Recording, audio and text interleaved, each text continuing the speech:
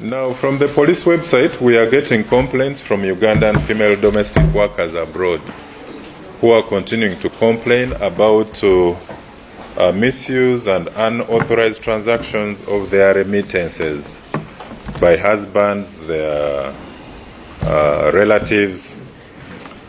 So the public, we want to inform the public about an increase in complaints from the female domestic workers and other female migrants about their husbands and relatives carrying out unauthorized transactions from their remittances.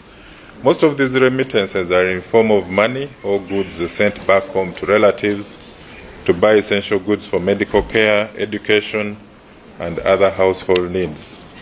Some of the female workers send the money to be banked in their local bank accounts.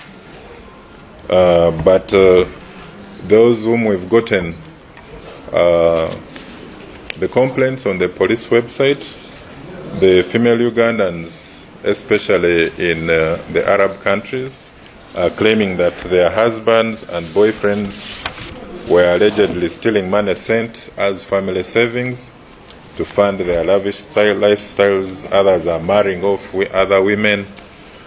Others are indulging in extravagant expenses, opening businesses for themselves and their concubines. So the emotional betrayal is even worse. Now we are trying to, these are two jurisdictions, and the concern has been taken. We are going to seek guidance from the office of the DPP on how these female victims whose money is actually stolen by husband, boyfriends, and relatives can be helped back home. But we continue to urge some of the intending female workers going for